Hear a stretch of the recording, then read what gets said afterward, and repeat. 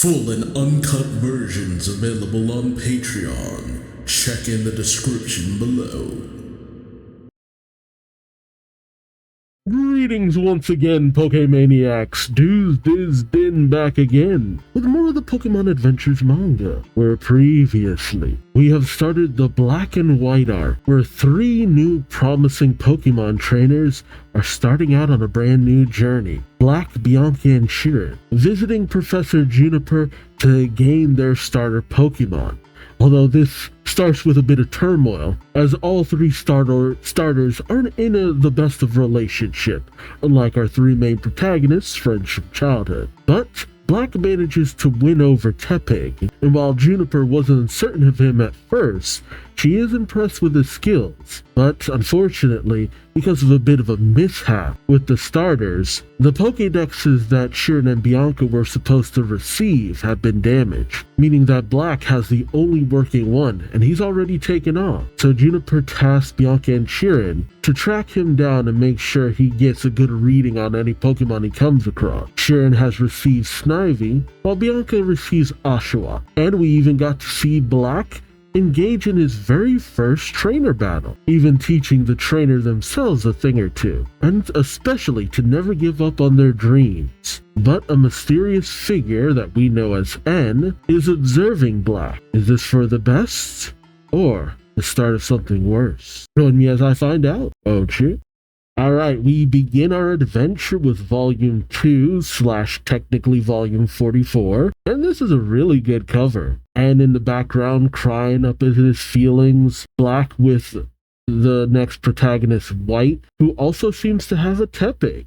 I was kind of wondering what Pokemon she'd end up with. Before, it was easy to give the female counterpart character the leftover Pokemon. But because we had 3 people to claim all 3 Pokemon, it's kind of like, okay, what do we do here? But I guess just give them the same Pokemon as the protagonists. Maybe go over their similarities or something? I'm interested to see what role she ends up playing. Alright, let's jump in. Alright, adventure number 5. Lights, camera, action! Okay, we pick up on, I don't know, the outskirts of someplace where we see a digging crew with the Pokemon Excadrill. There we go, Excadrill. Unearthing something? The workers call out, "Boss!" A person steps forward saying, "Yes? What's wrong, Felix? What did you find?" They found some kind of orb. I'm assuming the boss is Clay, just because I think he's wearing cowboy attire. But they unearthed some kind of orb. The workers say, "Huh? What's with this ball? Doesn't look like a mineral orb to me. Probably not worth anything." "Well, boss, I know. It could be some kind of ancient artifact, right? I hate it when these things turn up. It's gonna be a royal pain if this interferes with our development of the desert resort. Just get rid of it." Oh, suddenly he senses something. He says, "Hey, did it just eyeball me? You bright little ball. Like, dude, you're getting caught up with a orb." But as he touches it, is that one of the legendaries or something? He touches it and screams. What the heck? And then we have a movie countdown. 1, 2, we pick up with a film of a trio of cat rat? Huh, interesting. Searching for something, with narration saying, well, caption saying, "Where is it? Where is it? Where is it? There it is! Yippee! Found it. They've grabbed a Pokegear, and a voiceover reads, "Everybody wants an X-Transceiver." X-Transceiver? Oh, okay. So, I guess we've gone past Pokegear. Oh, so, okay, I had to look it up. It's not X-Transceiver, it's Cross-Transceiver. Okay, thank you for that clarification. I keep forgetting that that's how the Japanese will do it. Either that X is not pronounced, or they pronounce it cross. Okay, everybody wants a cross-transceiver, the walkie-talkie with a built-in video camera. Conference call 4 pals at once. Okay, that's kind of cool. "Oh my, you have a keen eye for cool gadgets," a woman says, picking up the Pat Rat, and it reads, "Coming soon." The director says, "Cut! Giggle more when you say you have a keen eye for cool gadgets." And the female actress says, "Like this," and she starts to wiggle. The director says, "I said giggle." Huh. Another man says, "Wow, we haven't wasted a shot on those Pat Rats." Your Pokemon really are pros, Miss White. Okay, so she works for a camera thingy. Oh, wasn't there a thing where Sabrina becomes an actor? When does that happen? Yeah, Poke Studios. Okay, that makes sense. Yeah, it's Bryson and Sabrina who become movie actors. Okay, that makes a lot of sense. Wait, but that's for Black 2 and White 2. Okay, huh. Odd that they're already doing this now. Or did they already have it in mind, I wonder? Alright, when do Poke Studios... You have the making films. Okay, and that's... Okay, so the filmmaking is the incorporated into the game. Okay. Yeah, but that's Black 2 and White 2. Okay. Huh. Just looking up how it's incorporated. That's interesting. So, was this introduced before you know about the Pokemon Studios in Black 2 and White 2? Or was the Pokemon Studios already a thing by the time this came out? Let me know in the comments. Which came first? Or was there anything in Black and White that would have hinted to the Pokemon Studios situation? But we see a young girl, White, saying, "Why, thank you." The man says, "They look great and they're natural actors. Our advertisers are going to love this spot." White says, "My company guarantees customer satisfaction. Call me anytime you need a Pokemon for a scene. I promise to deliver the perfect Pokemon to meet your needs. We do tearjerkers, comedies, extreme stunts." Okay. So she's basically the animal handler that you would have for most Hollywood stuff. And when you need a situation that's just like, no animals were hurt in the making of this film kind of situation. She says with her Pokemon, BW, okay, Black and White, agency is always there for you.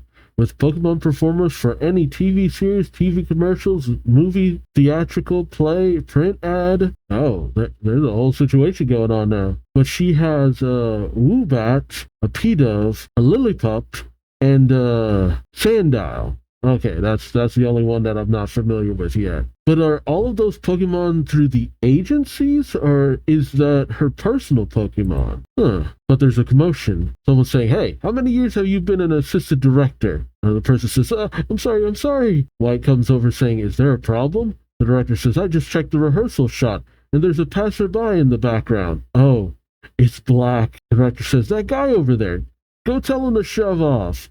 The assistant director says, "Yes, sir.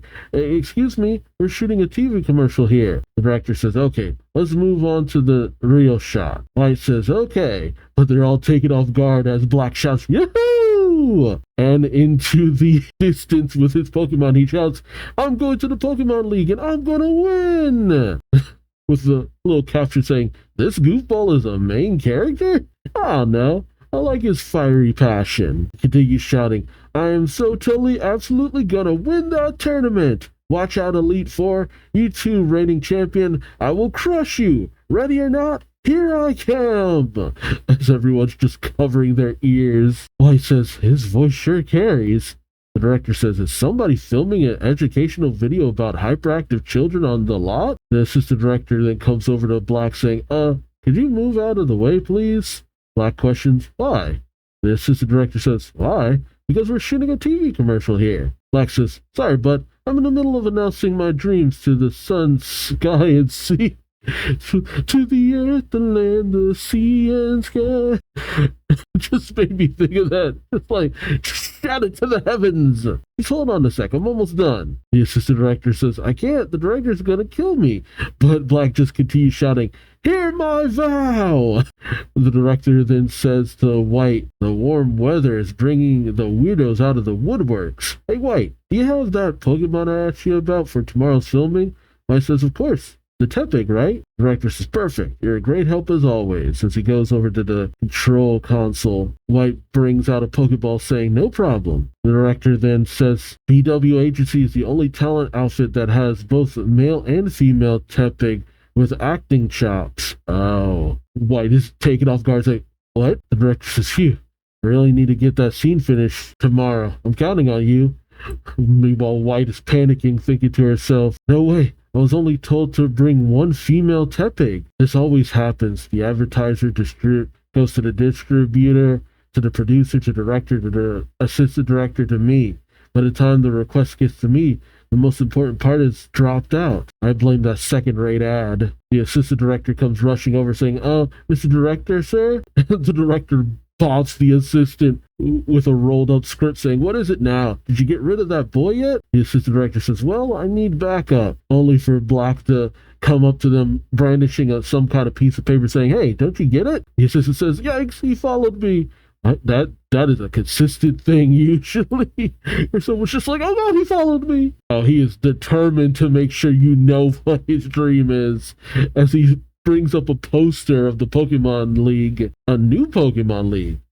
As he says, the Pokemon League, 1 year from today, the next tournament's going to be held at the end of Victory Road. Wait, this story is supposed to last a year? God, no wonder it's so long. Can you believe it? All kinds of skilled trainers are going to gather from all over the Unova region to challenge each other with their Pokemon battle skills. And I'm going to come out on top at the end. The director pushes Black away, saying, okay, I get the message. Now, why don't you discuss this further with yourself, somewhere else, preferably far, far away. Black says, whatever, I'm finished anyway, and I'm all fired up now. I'll be on my way. Come on, Tep, Musha, Brave, he says to his Pokemon. Meanwhile, White, still panicking, thinking, what should I do? But then Black's Tepig notices the female Tepig in White's hands, and then just brings it out of his Pokeball, much to White's surprise. As the two Tepig run off, White shouts to her Tepig saying, GG? They're all bouncing around with each other and then smush their noses together. It's adorable. Though, I'm not sure how this will work, because Black's Tepig ultimately is probably going to evolve somewhere down the line. But I don't think White's Tepig will evolve or really grow in the end, because, they need specific Pokemon for a specific situation. So that's kind of a question of how is that going to work? But then again, I think we've seen plenty of situations, even when in the Pokemon anime, where an evolution can have an interest in a pre-evolution state. So maybe that'll be all right? I don't know. White thinks to herself, I found one, a male Tepig. Black comes over and picks up his Tepig saying, hey Tep, what are you up to? Come on, let's go. The White comes up saying, and she does the usual, I'm from a talent agency, hand you the business card thing, saying, my name is White. I represent the BW agency. What's your name? Black says, who, me? I'm Black. It's like, Black and White.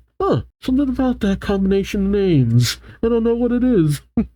And much in a similar manner to how Black usually does other people, White takes Black by the wrist, saying, Mr. Black, I've got a big favor to ask. Are you by any chance free tomorrow at, exactly 2 o'clock?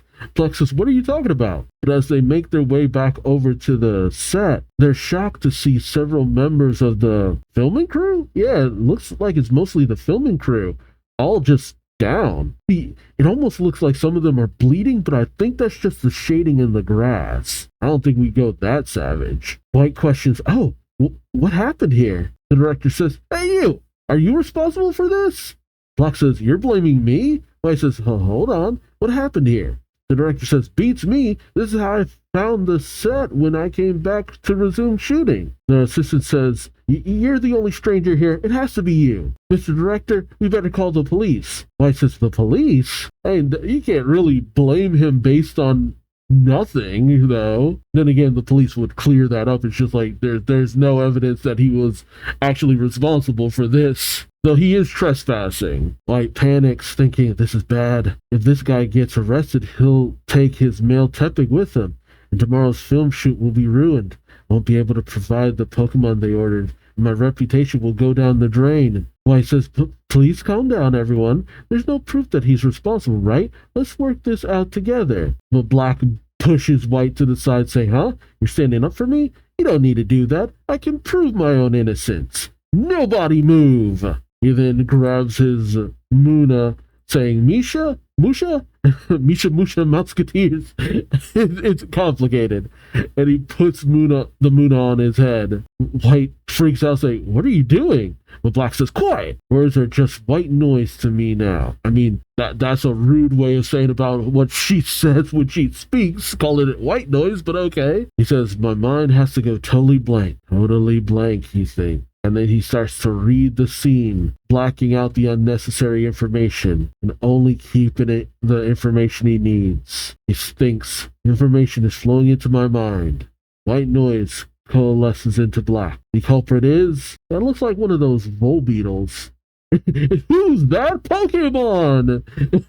That's kind of what it's like. Oh man, but I'm always wrong because I don't know a lot of the Pokemon in this region. If I do know any of them, it's literally because of maybe I've seen a few episodes of Black and White and X and Y. If anything, it's from Sun and Moon and Sword and Shield because I played those. Well, I played Moon and I played Sword. There we go. Black says, I got it. He brings the moon off his head and says, there are 5 unconscious people here. Clue number 1, a camera, microphone, and metal case. Everybody was holding onto something metal. Clue 2, there's a slight squirt scent in the air. Oh, they were shocked? White says, now that you mention it. Black tells her, clue 3, the placement of these 5 people. They're lying in a circle. White says, that's right. Oh, ooh. Black slips on some black gloves and says, last but not least, I just saw something shiny. He calls out to his Tepig, and Tepig fires into the sky. Oh, he manages to hit a line. What the heck? Some kind of string? An electric spider. I know that. Oh, no, it was at the start of the chapter. They named out the Pokemon. Galvantula. Okay. I know it. Okay. I forgot there's an electric spider Pokemon. There's a line in the air. Well, before everyone. White says, what's this? But Black tells her, don't touch it. He brings over a pen and touches the line with it, which causes it to be zapped. Black explains, electricity is flowing through this wire. He calls out to his Braviary, saying, Brave, help me. He grabs the line with his gloves. Man, kids and electric-resistant gloves. It always just keeps coming back. I know you're hiding in there. Come on out. And he pulls onto the thread. It unearths Galvantula. White and the director panic, but Black brings out his Pokédex, and this kid's got the stuff. He is just ready to go at a moment's notice. For someone just starting out, he is a smooth operator. It's like having the best parts of Ruby with the kind of action hero confidence that Red had. Like if Red could actually back up a lot of what he said and did at the beginning of his journey. The Pokédex reads, Galvantula, the L-Spider Pokemon. L-Spider? It was tired of these gringos up in his territory and spied on her. That's a terrible joke. When attacked, they create an electric barrier by spitting out many electrically charged threads. Black says the L-Spider Pokemon, a Galvantula.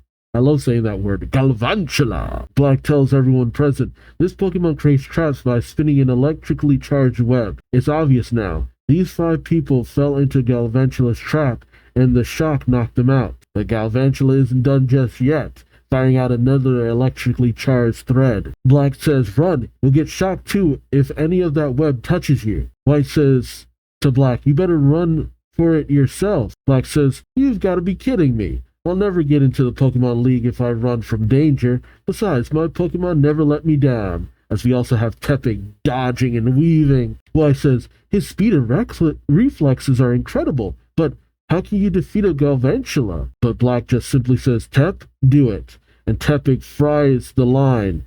And one line leads to another, and to another, and to another. And it all leads back to Galvantula, frying it on the spot. You better catch that, Galvantula. Like, seriously, catch that. Like, that's my immediate thought. Like, catch it.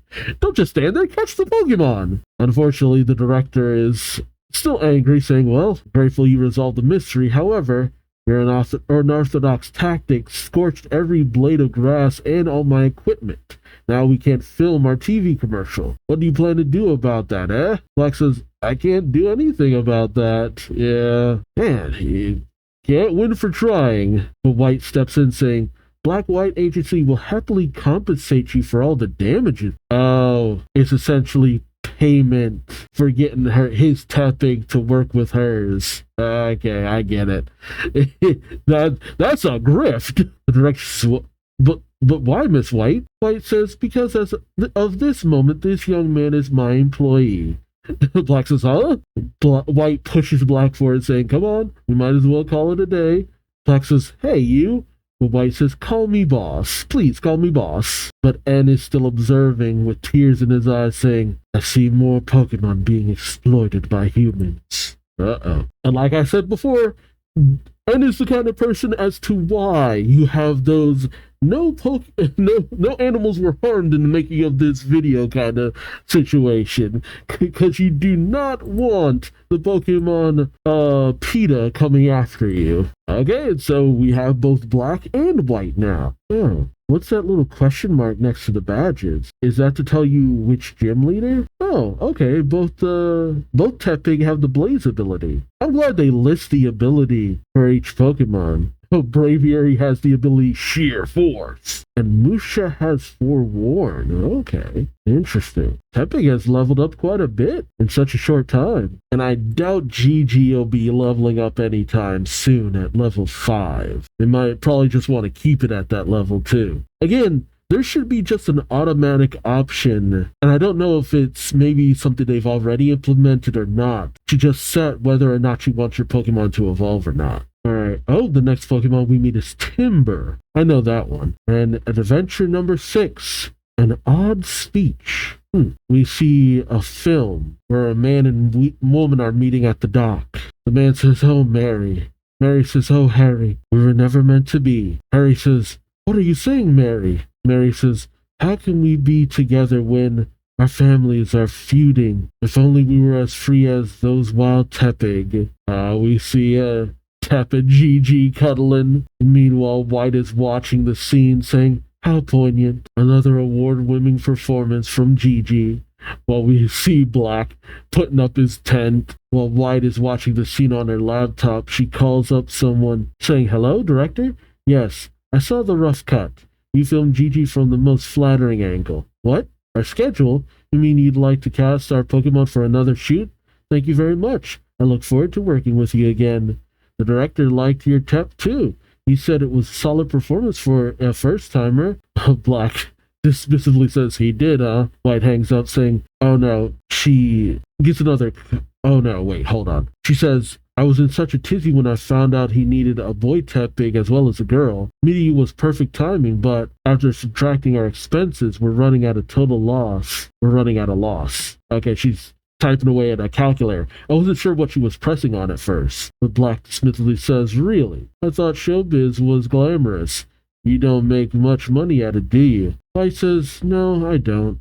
It's a tough business. That's why we're sleeping in a tent in... Black says, that's why we're sleeping in a tent in the park, huh? There, all done. White turns around saying, yep, we got to scrimp and save. Sleeping in a hotel is out of the question. But Black says, how do you explain that? As we see Tep and Gigi hanging out in a hotel as Braviary and Muna watch from the window. White says, what, you mean Gigi's hotel room? At the BW agency, we always book a room for the talent. Black says, people sleep outside while Pokemon stay in a hotel? White says, naturally. She's an artist. She winks. You know, I wasn't sure how I was going to feel about her being the Hollywood type, but I don't know, I'm kind of charmed by her personality. White brings up Gigi's resume on her phone, saying, look, here's Gigi's resume. Gigi debuted just 1 year ago. Isn't it amazing? Gigi has a real talent. That's why I put so much effort into my work as Gigi's talent agent. I want Gigi to be as comfortable as possible, to focus on the art of acting. The Pokeball is fine, but she likes to be outside it for exactly 8 hours a day. And those 8 hours are packed with the duties of an actress. Ah, yeah, that is a thorough regimen. Okay. Black shrugs, saying, wow, that sounds like a really busy schedule. So Tep and I have to waste our time helping your precious artist become a star, huh? That's how it's gonna be, huh, boss? White says, hey, what nerve? Remember who paid for the equipment you destroyed when you were fighting with Galvantula? Black says, I loaned you Tepig for the shoot, didn't I? But White then brandishes the receipt bill, the fees. Black says, what's that? White says, Tep's appearance fee, plus the bill for all that equipment. Black's knees grow weak as he says, the bill is 50 times more than... White tells him, if you want to call it even, Tep would have to work at least 49 more times. At least 49 more times for me? Okay. Black says, so that's why you hired me, so you could force me to work for... White says, not at all. They can't ask a kid for compensation. But now that you work for my company, they have no qualms about charging me for the damages. You need to consider your co-workers before you act. You can't be reckless. In the world of grown-ups, there are rules you have to follow, you know? Dang. I mean, she's not wrong, unfortunately, because of the world of grown-ups is relentless. Just because you did something by accident, ooh, baby, they gonna come after you hard and fast. But honestly, he could have just walked off from the situation. Hopefully it got off scot-free. But if the police got involved, then that would have been brought back to his mom, and then she would have had to pay out for all the equipment, because that's how it works. You know, they can't ask the child for compensation, but they could ask his parents for compensation. Because just because he was doing something good and well-meaning, damages were still incurred by the fault of the Pokemon under his charge. That's unfortunately just kind of how it works. Now, if you brought it before a judge, I'm getting too far into the politics, but it's an interesting angle to things. But as Black begins to sulk, White says, regardless, and with a very genuine smile, she says, I'm very grateful to you for solving that mystery on the set and lending me your Tepig. Thanks to you, I didn't have to cancel this job. Thank you. She gives a bow, saying, I won't expect you to work 49 more jobs for me. Just a couple more will do. Would you stay with us a little longer? Our two Tepig are very popular. I'm anticipating more requests from them soon. She gives a bow. See, that's the sweeter side of things. Like, gotta bring the cold hard reality of the situation, and then soften things up, being like, I'm not expecting a whole bunch from you. Look, just a few more shoots, and we'll call it even. And like, yeah, that makes sense. And she didn't seem like a heartless person, but at the same time, she was bringing the reality of the situation to him. So it's like, look, you just gotta be more careful. There's been plenty of times in this manga where collateral damage happened because of the actions of a trainer's Pokemon, and nobody kind of calls him out on it. I'm just like, dang, and it's a good thing that nobody said anything about that. I think this is one of the few times someone was taken to a task because stuff got damaged during the fight, at least in terms of the manga. White then says, show business isn't easy, but no matter how hard the artist's life is, and even if I never make a profit, I won't give up. I won't give it up. Raising a first-class Pokemon performer and first-class Pokemon entertainer, that's my dream. Like you, I have a dream. Yours is to win the Pokemon League. Black really starts to take in the information he got, and he also notices that Muna is moving in towards White, just like, tasty dreams. But Black calls out to his Braviary and to his Muna, saying, you two, it's time to sleep. And as he enters the tent, he says, I'll think about it, boss. And White gives a genuine smile. White then comes over to his tent door, saying, by the way, I got a merchandise sample from the sponsor of the last TV commercial we did. There's one for you too. Go ahead, take it. It's a cross transceiver. Okay, so that's how he gets one. I'll leave yours out here. Good night. And as Black starts to drift off after White leaves, suddenly there's a large boom. White hits the deck hard, and as Black comes out of his tent, he sees White hit the deck hard. Black asks, what's going on, boss? But suddenly there's more shots fired towards her. Someone trying to attack her? Black says, we're being attacked. What's the problem, boss? You've got lots of Pokemon with you, don't you? Bring them out. Prepare your defense against the next attack. But White shakes her head. Black says, okay, fine. Brave, go. Braviary scoops up White and gets her out of the way. As they hide behind the park bench, Black says, it's too dark. I can't see what's going on. What kind of Pokemon is attacking us? I have to think. He brings out his Muna and has it glomp onto his head to eat his dreams. White says, "Hey, you did the same thing when you fought Galvantula. What are you doing?" Black explains, "My head is filled with my dream of winning the Pokemon League. I can't stop thinking about it. I don't care because I don't want to think about other stuff. But at times like this, I have to focus and think things through. I have Musha eat up my dreams so I can empty my head. Musha is a Muna, a Dream Eater Pokemon. I have Musha to eat my dreams, which makes my mind go totally blank." He then thinks, blank. Then information can flow into my head. White noise coalesces into black. And the attacker is this Pokemon. Yeah, I could never even make that out even if I didn't know from the title of the chapter. As Black pulls off his Muna, he tells White, "Take a look at the holes the attackers left." And we see a smoking rectangle, square. White says, "It's a perfect square." Black says, "Yep, also. Look at the neat pattern it made. This is no attack. Those holes are being made for a purpose." Yeah, we still see them being made. It looked like a foundation for some kind of construction. Black then points over there. "Oh, okay." And as we see a Timber making those holes, Black pulls out his Pokedex, which reads Timber, the muscular Pokemon. Pokemon who carries a log and appears at construction sites to help with the building. Black explains Timber, the muscular Pokemon. These Pokemon appear at building sites and help out with construction. They always carry square logs. Black then sends in his Braviary, and Braviary scoots up the Timber and starts flailing in Braviary's grip. Black then says, "If you want to build something here, that's fine by me. But you should have given us a heads up first. We already pinched our tent here." But Timber just kind of ignores him. Black says, "I guess it isn't you I should be complaining to. Where's your trainer?" Suddenly, a figure approaches saying, "Our sincere apology." Oh, it's two members of Team Plasma, male and female, with more Timber, saying, "We had no idea anyone was sleeping out here. So sorry for the disturbance." Black says, "You're the trainer of this Timber?" The female member says, "Trainer? Oh, not at all." White then questions, "Then who?" The female member says, "As you can see, we have a building permit for this spot. We'd appreciate it if you'd move off the property."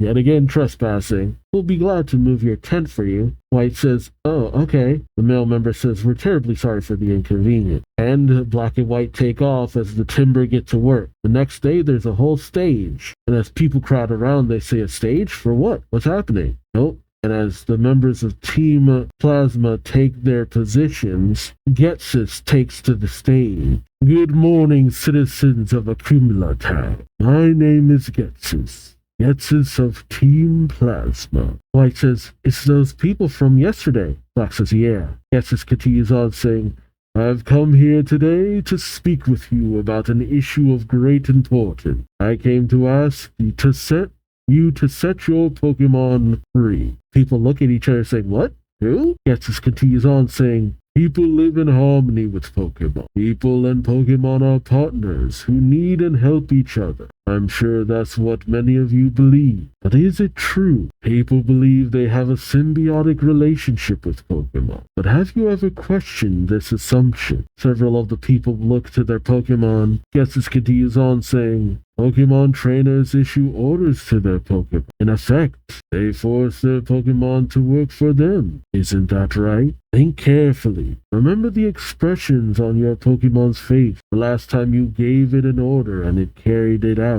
Do you all understand what I'm saying to you? Pokemon are not possessions. We humans have a right. No, Pokemon are not possessions we humans have a right to exploit for our personal gain. Pokemon are noble creatures who have much to teach us. Pokemon are living beings who, unlike humans, contain within each one of them infinite possibilities. So what can we do for those Pokemon?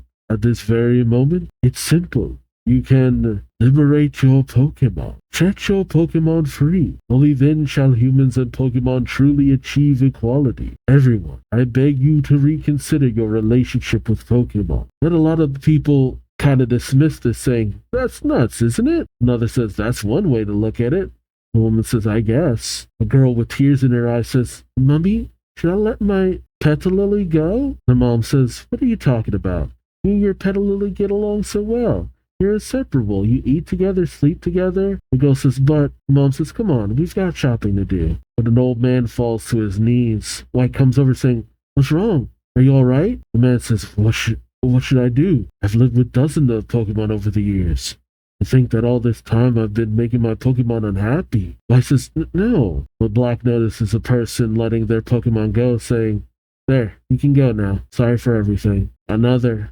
And another. White says, some of these people are actually letting their Pokemon loose. Black says, they're letting them go free, just like the old man told them to. Yeah. I mean, it is actually a very interesting concept, and why the whole concept of black and white is very interesting. Like, in some cases, yeah.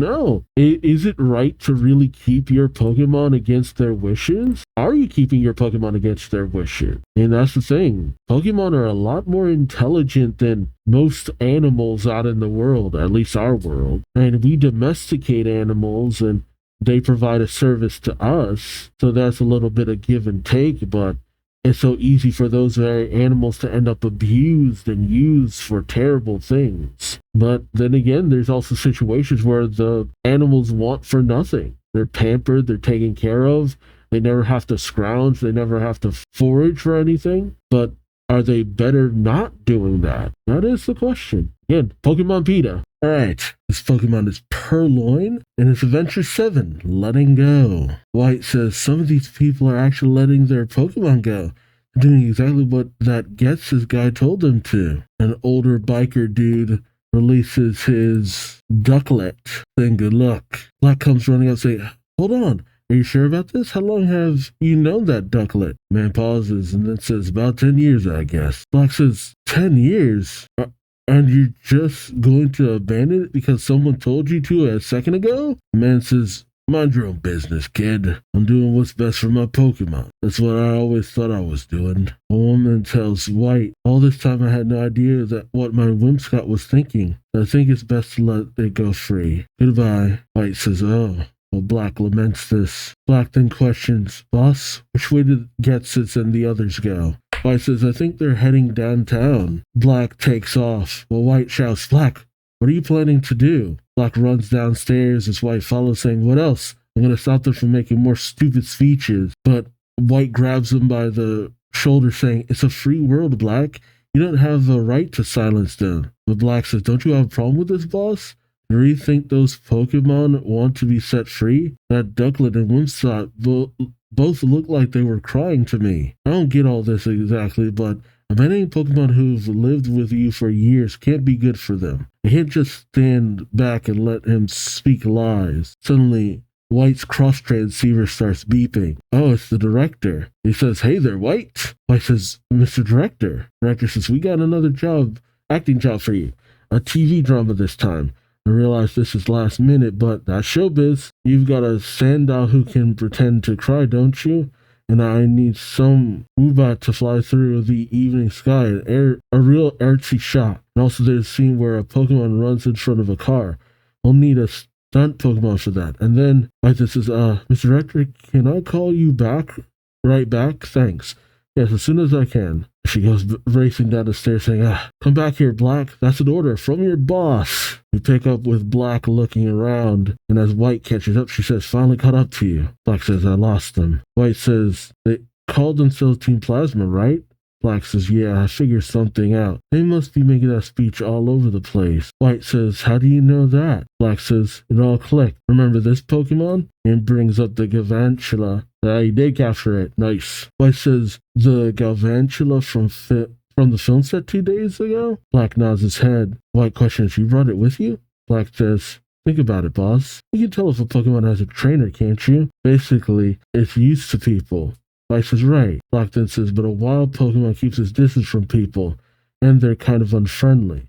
White says, Black questions, isn't it weird that this Galvantula isn't like a trainer's Pokemon or a wild Pokemon? It felt comfortable enough to set a trap near all those people, but it's too aggressive towards people for a Pokemon with a trainer. Still, it approached people too carelessly for a wild Pokemon. That's why I think This Pokemon was abandoned by a trainer. I think it's gone feral. White questions, you think somebody was influenced by that speech somewhere else? And Black says, that's right. Suddenly, White's Tepig is trying to get her attention, tapping on the cross transceiver. White says, what is it, Gigi? Oh, I have to call that director back. I can't. The signal's too weak. Black says, why don't you go back up the hill? It's higher. White grabs Black's Tepig, saying, great idea. I'm taking Tep with me.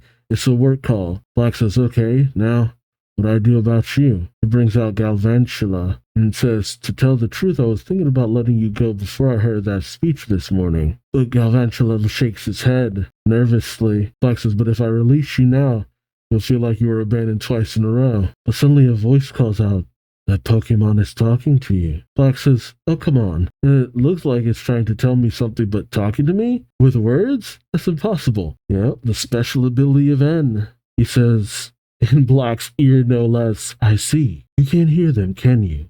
How sad. Black turns, saying, who are you anyway? Show yourself. Where are you? Come out of hiding. The figure moves away. As she makes her way up to the top of the hill, White gets in contact with the director, saying, hello, Mr. Director? I'm so sorry I had to hang up just now. Yes? What? You decided to go with a different talent agency? Oh, no. That's fine. It's my fault. As I look forward to working with you again soon. As she hangs up, she sulks. Saying, shoot, at this rate we're going to lose money this month. On the bright side, you two will probably get more work together. And it's all thanks to Black. On the other hand, the reason we miss out on this job is because Black ran off in a tizzy. As a businesswoman, I should have chosen the job over Black. She knocks herself on the head a little and says, no, I can abandon an employee who was about to get into a heap of trouble. Was that out of character for Black? All I know about him is he has a good deduction skill when his Muna bites his head. His dream is to win the Pokemon League, and he has some gadget with data about Pokemon that he pulled out when he was fighting Galvantula and Timber, but he hasn't told me what it is. She looks to the two Tepig snuggling, saying those two get along a lot better than we do. Oh well, guess I better get back to Black and figure out where we're gonna camp tonight. Maybe Black can help with Gigi's workout too. But suddenly, White seems to realize something and then thinks to herself, how many times did I just say Black's name now? Blushing a little. As she makes her way off with the two Tepig, she says, well, he is pretty handsome. Oh? And he's got a lot of enthusiasm. If you were a Pokemon, I could turn him into a star. He calls out, sorry to keep you waiting, Black. Let's get go. Oh, is he battling N? No way. But there's a whole big old scuffle happening right where she left Black. She calls out, what's going on? Black, is he fighting a Pokemon? As she sees Black and Muna engaging in something, White seems to hear someone say, Purloin, Night Slash. She then thinks to herself, no, he's fighting another trainer. The next thing she knows, Black and Muna are being thrown up against the wall. White comes over saying, Black, why are you fighting? Black says, I like to know the answer to that myself. He smacks the ground saying, out of the blue, a voice told me to listen to my Pokemon's words. And then this guy attacked me, and he's unbelievably powerful. See, that's the funny thing about N. He's essentially what the manga presented Lance as. That's the real irony of the situation. He's essentially what Lance was back in the day. I honestly would love to actually have the manga version of Lance meet N, because people who can hear their Pokemon's voice. In fact, it's very much like the power of aura, and kind of leaves me questioning, is there something specific to N's abilities? Like, what is his power that allows him to communicate, to listen to Pokemon the way he does? Because it's so much like the same ability you see from Lance and Yellow. Not the telekinetic abilities, though. That's the real difference. Those abilities make it seem more like they have the power of aura or psychic powers and stuff like that. But that's the thing too. People in the Pokemon world having special powers, it's not unique. I mean, it is unique, but it's not uncommon. You see it very plentifully from just all over the place. From Sabrina's psychic abilities. Honestly, it's mostly Sabrina. That was the big standout. Kate and Liza were kind of hinted to have some kind of special mystical abilities, but I don't think that ever really came into major play. It's only when you got to like Riley and aura powers and stuff like that where it's just like, oh no, this is straight up some mystical mumbo jumbo going on right here. And then you get to N. But the manga presenting the likes of Lance and Yellow the way that they do, it's just like, no, there's plenty of people out there who just have these weird connections. Shoot, even Ash ended up having aura powers. He only seemed to use it when the story called for it, but even still. But again, there was also that theory because there were times where Ash would just have something so much heavier than any child should be able to lift. Shoot, any grown man would be able to lift. Like Ash, like there was just this theory going around about how much Ash could bench because he when push came to shove, dude would just do incredible feats of strength. But we see Purloin, and in the shadows, in the fog of the battle, a figure behind it. Light calls out, so why don't you do that thing you do? You know, that bite your head thing? Wouldn't that help you figure out how to defeat him? Black says, I already tried that, but it didn't help. It's not like I don't know what kind of Pokemon he's fighting with, and his Pokemon aren't using any mysterious attack. They're just using ordinary attacks that are so powerful I can't beat them. Light questions, so you can't win this battle? Oh, whoa. Oh, how are you doing that? And then next thing you know, N is literally right next to them saying, she's right, you can't win. As White and Black turn in shock. And honestly, it's weird the way he's speaking. Like his voice isn't even coming from him directly, but it's just coming from all around him. And he's saying, and the reason you can't win is because you keep your Pokemon locked up inside their Pokeball. Purloin? Sucker pun. And Purloin does just that to Muna. You got N looking down on Black. Well, Black honestly looks the angriest I've seen him in a hot minute. Okay, so Black suddenly pulls White out of the way. And you got, I love White's Tepeg being protected by Black's as Black brings out his Braviary, which, I mean, his Braviary is the toughest thing he's got. But, interesting. I don't think they're coming out of Pokeballs or anything. I very much doubt that. But with a wave of his hands, N seems to summon 3 more Pokemon. Girder, Temple, and Pidove, all here to face off against Black's Pokemon. Black then shifts and brings out his Pokedex. But White N sees it and then says, that's a Pokedex. So this is why you lock your Pokemon in Pokeballs. He says as he zooms in, grabbing Black's wrists and pulling him in, saying, for the sake of this awful machine, you imprison your Pokemon friend. Meanwhile, okay, yeah, there's the 7 Sages and the Shadow Triad. They all have bowl cuts? Huh. Oh, in the games they had short hair in their initial appearance. Okay. Is there no artwork for the Shadow Triad from before Black 2 and White 2? Oh, they mostly just escort you. Okay. So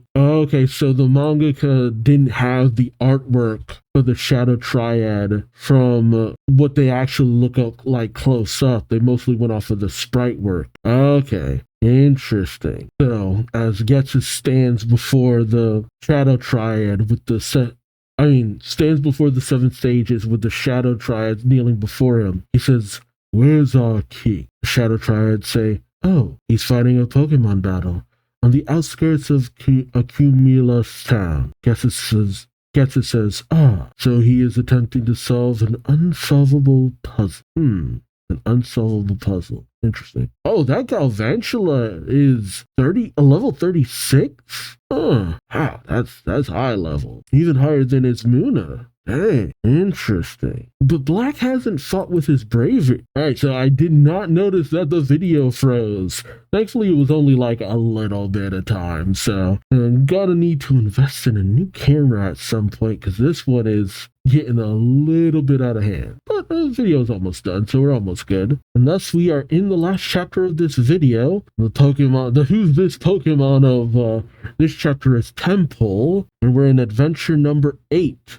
listening to Pokemon. We pick up at the base question mark of Team Plasma. Oh, this is a flashback where Ghetsis is addressing the 7 sages and members of Team Plasma, saying the coronation is about to begin. He holds up a crown saying, "He who is about to be crowned shall be lord of this castle." In other words, the king of Team Plasma. This is, the sages say, this is the moment when our noble mission begins. Now the time has come to welcome him to the throne. We have Anna approaching, flanked by, it's the 2 girls he was raised with, right? Anthea and Concordia. Yeah, flanked by Anthea and Concordia. He approaches. The sages say, "En, son of harmony, step forward in front of Ghetsis, one of the 7 sages." Oh, one of the 7 sages. Oh, I thought Ghetsis was at a higher position than the 7 sages, but he's one of the 7 sages? Oh, okay. I see that I did not actually know. And approaches Ghetsis and bows. As Ghetsis places the crown upon En's head, he says, "You are King En. Together we shall fulfill our mission. Pokemon liberation!" And the congregation roars in joy. As En,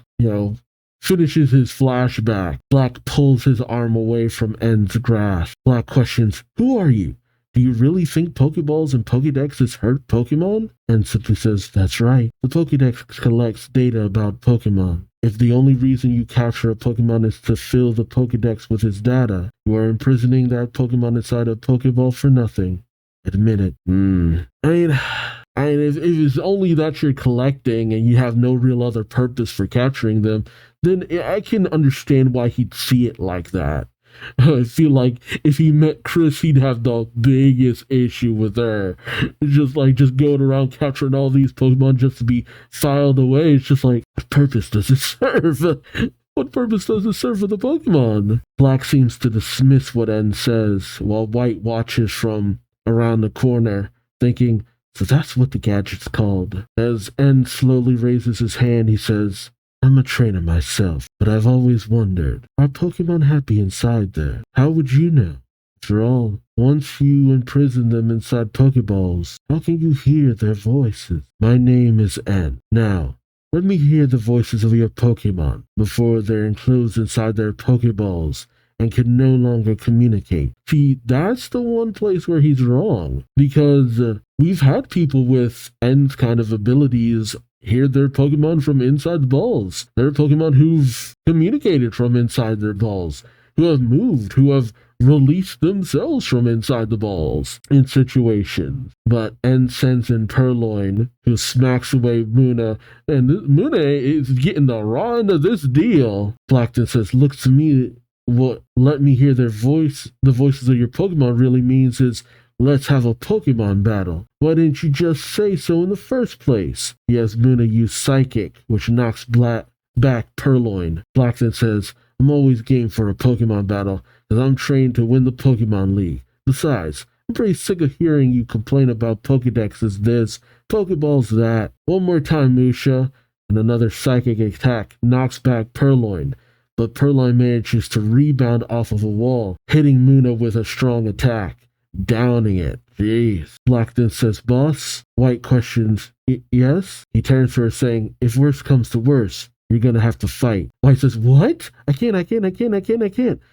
Well, Black says, "Yes, you can. What if this guy beats me and I'm left with no Pokemon in fighting condition and he keeps attacking us? I'm just saying, you ought to prepare to defend yourself." White then says, but Black, only for, Gigi to get hit from the back by Purloin, which, that's kind of messed up. Why's Gigi catching strays? White calls out to Gigi, and Black's Tepic moves in, while White cradles Gigi, saying, "How could you? Gigi is a star." Black says, "What are you doing? Fight back. Use her attacks." White turns to him with tears in her eyes, saying, "I can't. I've never fought a Pokemon battle in my life." Which Black is left in shock. Which, I mean, again, it's not that uncommon to me. Because once you hit around Hoenn with Pokemon contests and stuff like that. The idea of people who don't fight Pokemon battles, shoot, even with the Pokemon fan club back in the original series, there's just some people who don't want to fight Pokemon battles. Black, flabbergasted, says, what about Sandile and Woobat and Lillipup? I also love that how Galvantula is just looking between them like mom and dad are fighting. White says, they're actors. My agency just represents them. Gigi isn't my Pokemon either. My dream is to raise a Pokemon star. I've never considered myself a Pokemon trainer. And Black just seems overloaded like, huh? What? And kind of dismissing this conversation, just says, Temple, echoed voice. And Temple goes in for an attack, knocking back Black's Tepig. Black wields his Pokédex again, saying, what kind of attack was that? The Pokédex reads, Temple, the tadpole Pokemon. They warn others of danger by vibrating their cheeks to create high-pitched sounds. Oh, those are their cheeks? Huh. Black says, a sound wave attacked from its cheek, and tells Black, you see, you use that Pokédex thing again. You're dependent on data to learn about your opponent's Pokemon. There's no need for that. All you have to do is listen to the voices of the Pokemon themselves. See, now, Yellow can really do that. It's just like, look, I need a little bit more information about the Pokemon. Well, then again, she didn't really use the Pokédex that much, honestly. God, I would really love for N to meet Lance in this series. Lance would just be like, been there, kid. This path does not end well, buddy. And says, I'm listening to my Temple, and your Pokemon as well. That's how I know which move to use and when. I don't have to look it up on some mechanical device. I hear the voices of Pokemon directly. That's why you can never defeat me. Okay, that's interesting. See, I always thought N had a bit of an issue with Pokemon battles, but again, because I only know so much. But no, he seems to be okay with Pokemon battles. He just finds the idea of storing them to be just barbaric. It's like, no, let them roam free. Let them do whatever they want. Which, you know, I can kind of get it to a certain degree. The idea of storage for living creatures, depending on how you look at it, does seem kind of like, okay, that seems a little effed up, man. You're carrying around these portable cages and stuff. You can understand how that is a bad look if you didn't understand. But in truth, a lot of times Pokeballs are used you don't get cold in the Pokeball. You don't get hungry, apparently, because you've had situations where Pokemon were stored for a long time, and they didn't seem to have needed to eat or anything like that. It's almost like the Pokemon are in an energy state. They're kind of almost in a kind of sense of unconsciousness, but the Pokemon can still sense things outside of the Pokeball.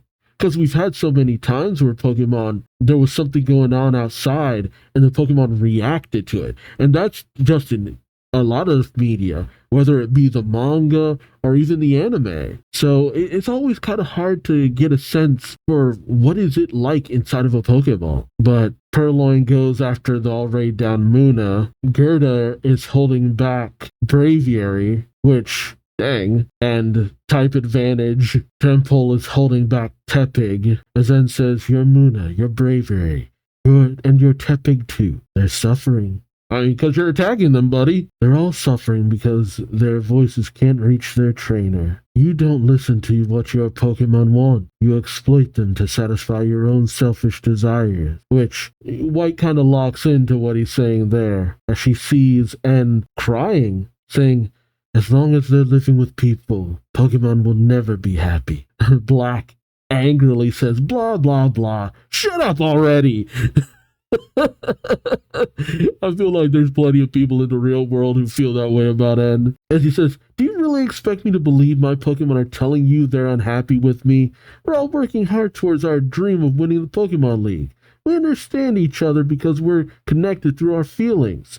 Right, Tepig? Right, Tep? Right, Brave? Right, Musha? Right, Tula? It's, Galvantula raises his hand, well, its little feeler, and Black says, oh, you agree with me too?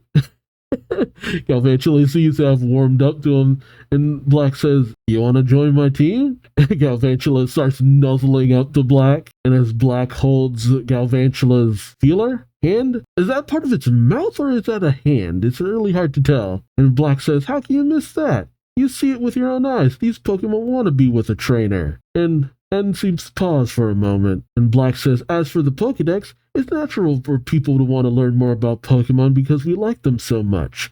This tool was invented so we can learn more about them. A famous professor entrusted me with it on my journey. I'm proud of that. You're right about one thing. I can't hear these Pokemon voices you keep talking about. That's why the rest of us need a Pokedex and Pokeballs. That's how we understand each other. Come on, Tep, show 'em. Win this battle and prove that we can communicate without words. Show 'em what we've got. And as Tempole unleashes a water gun, despite the type advantage, Tepig fights through it. Yep. And even launches itself into Tempole, I guess with a tackle, and knocks Tempole into N, knocking N back. And as Black goes racing towards his Tepig and says, I see. I was able to hear your Tepig's voice. I never imagined a Pokemon might feel that way. Girder, Purloin, Pidove, you fought well. It's all right. Let's go. Oh yeah, Tempole got knocked out. But as they go to leave, Black calls out, hey, wait! But N says, I've come across yet another puzzle I cannot solve. I do like the fact that it seems like N, it's not so much that he never considered this, but to actually see it in front of his face. He thought when push comes to shove, he'd be proven right in the end, but it's like, no, there's a lot more to this. Black says his Pokemon fainted, but he still won't use a Pokeball. Yeah, man. Ooh, if N had the ability to heal, oh, baby. Oh, man. That would be some next level stuff right there. Black says his Pokemon fainted, but he still won't use a Pokeball. But then Black realizes his Pokemon are in rough shape. Black uses a potion on all of his Pokemon. Well, except for Galvantula. Galvantula didn't really join in on the action just yet. But he says, and Tula too, thanks a lot, everyone. Here's a potion for you. And an Oranberry, too. He brings them all into his Pokeball, saying, have a nice rest. White then says, hey, Black, did you notice the things he was talking about sounded awfully similar to what Team Plasma was saying? Maybe he's one of them. Black goes over and picks up his hat, saying, I don't know. White says, what a rotten bunch. Not only do they make stupid speeches, they attack innocent people. But Black smiles, saying, I'm not sure N is all bad, White. White seems to question this, but, oh yeah, okay. He was near Muna when he got knocked back. Black says, when Tep knocked him down, he fell near Musha, and Musha ate part of N's dream. After eating somebody's dream, Musha breathed some of it out through the nose. In a fog, Musha exhaled. I happened to see an image from N's dream. Oh yeah, what is that? Darmanitan. Yeah, Darmanitan. A Darmanitan cuddling with a young N who's holding a Zorua surrounded by Woobat. Black says, N was really little, and he was with his Pokemon. It was a very peaceful, happy dream of a simpler time and place. He might see things differently from us, but he's still a good guy at heart. See, I like that. I like that already. Black knows that N's not a bad guy. He just has different ideals. Not bad ideals, it's just a little misguided. We cut to N returning back to the palace, which seems to have been, boarded off. Oh, and that's the end. Interesting. I like this. I really do. Because it really, again, like I keep harping on, it harkens back to the situation with Lance, back when he was a bad guy. Someone who feels that civilization is wronging Pokemon, and he wants to take action. There's a truth to his words, but it's very misguided in how he's approaching it. And that's the thing. It's the sad thing about Team Plasma. There is a correctness as to what they're trying to do, but a wrongness in how they go about it, in a lot of ways.